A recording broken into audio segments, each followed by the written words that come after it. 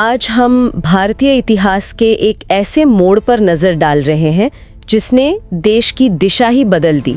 1857 की क्रांति। जी हाँ, जिसे अक्सर भारत का पहला स्वतंत्रता संग्राम भी कहा जाता है। बिल्कुल। हमारे पास स्रोत के रूप में 1857 की क्रांति भारत का प्रथम स्वतंत्रता संग्राम शीर्षक वाला लेख है और आज हम इसी की गहराइयों में उतरेंगे, इसका एक गहन विश्लेषण करेंगे। सही। हमारा मकसद है समझना कि इस विद्रोह के पीछे सुलग क्या रहा था, कारण क्या थे, फिर मुख्य घटनाएं कौन सी थीं, कौन लोग थे इसके पीछे, और सबसे जरूरी इसका असर क्या पड़ा आगे चलकर। हाँ, क्योंकि ये भारतीय इतिहास का एक टर्निंग पॉइंट माना जाता है ना? बिल्कुल।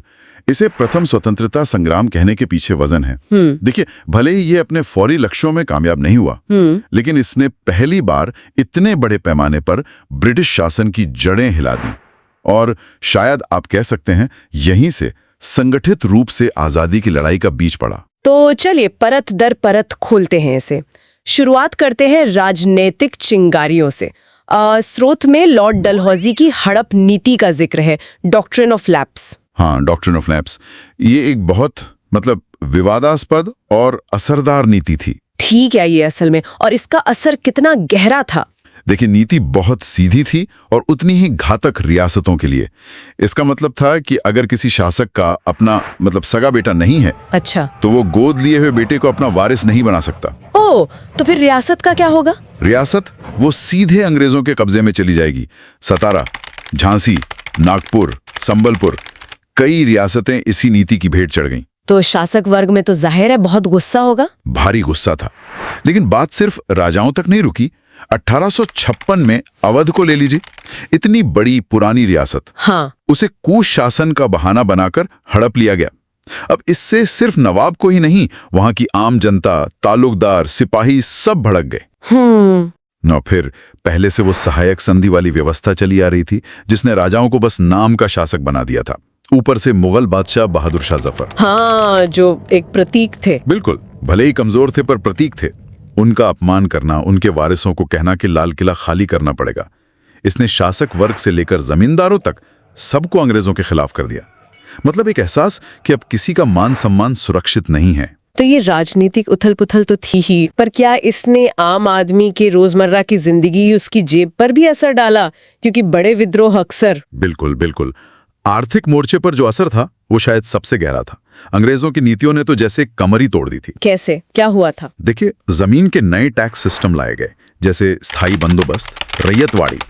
ये इतने सख्त थे कि किसान कर्ज के बोझ तले दबते चले गए, उनकी जमीनें छिनने लगी। बाप रे। और दूसरी तरफ इंग्लैंड की मिलों में बना सस्ता कपड़ा, दूसरा सामान, वो भारत के बाजारों में भर दिया गया। नतीजा, यहाँ के कारीगर, बुनकर, खासकर जो कपड़ा बनाते थे, वो तो बर्बाद हो गए होंगे। बिल्कुल, लाखों लोग बेरोजगार हो गए।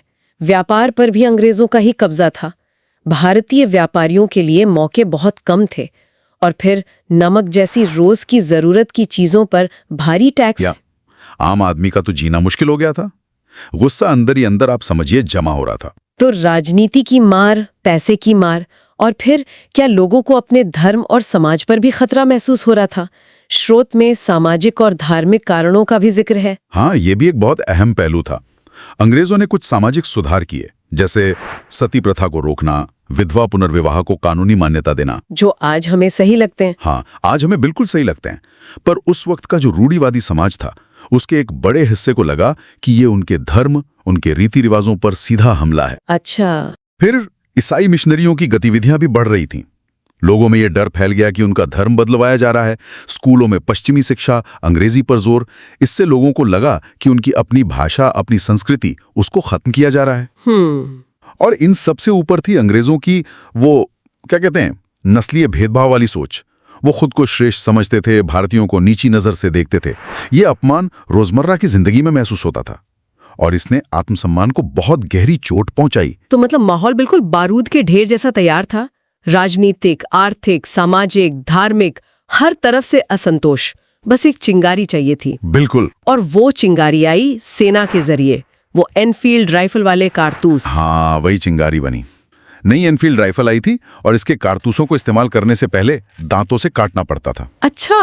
और अफवाह ये फैली कि इन कारतूसों पर गाय और सूअर की चर्बी लगी है। अब देखिए, गाय हिंदुओं के लिए पवित्र हैं, सूअर मुसलमानों के लिए हराम। हाँ, दोनों के लिए ही अस्वीकार्य। बिल्कुल। तो दोनों धर्मों के सिपाहियों को लगा कि ये जानबूझकर उनके धर्म को भ्रष्ट करने की साजिश है। पर यह समझना भी जरूरी है कि ये अकेली वजह नहीं थी। अच्छा, और क्या था? सिपाहियों में पहले से बहुत गुस्सा जमा था। उनका वेतन अंग्रेज सैनिकों से बहुत कम था, सालों से बढ़ा नहीं था। प्रमोशन के मौके वो तो लगभग थे ही नहीं। उन्हें समुद्र पार लड़ने भेजा जाता था। उस समय बहुत से हिंदू मानते थे कि समुद्र पार जाने से उनकी जाति भ्रष्ट हो जाएगी, और सेना में भी नस्लीय भेदभाव तो था ही। तो ये कारतूस वाला मामला बस वो आखिरी तिनका साबित हुआ जिसने सब्र का बांध तोड़ दिया। और यहीं से फिर विद्रोह की आग भड़की। 29 मार्च 1857, बैरकपुर छावनी, मंगल पांडे, एक नाम जो इतिहास में अमर हो गया। बिल्कुल। मंगल पांडे ने उन कारतूसों का इस्तेमाल करने से साफ मना कर दिया और गुस्से में अपने अंग्रेज अफसर पर हमला भी कर दिया। उन्होंने बाकी सिपाहियों को भी बगावत के लिए उकसाया। लेकिन उनकी कोशिश तुरंत कामयाब नहीं हुई। नहीं, उन्हें पकड़ लिया गया और 8 अप्रैल को फांसी दे दी गई। पर उनकी शहादत बेकार नहीं गई। उनकी हिम्मत ने, उनके बलिदान ने जैसे सोए हुए गुस्से को जगा दिया। चिंगारी फैल गई। और फिर मेरठ में वो घटना हुई जिसने विद्रोह को एक संगठित रूप दे दिया। हाँ, करीब 1 महीने बाद 10 मई 1857 को मेरठ में वहां तीसरी कैवलरी के 85 सिपाहियों ने भी उन कारतूसों को छूने से मना कर दिया। फिर क्या हुआ? उन्हें सरेआम बेइज्जत किया गया, उनकी वर्दियां पाड़ी गईं और 10 साल की सजा सुना दी गई। ये देखकर बाकी सिपाही भड़क उठे। उसी रात उन्होंने बगावत कर दी, अपने अफसरों को मारा, जेल तोड़कर अपने साथियों को आजाद कराया। और फिर वो सीधे दिल्ली चल पड़े।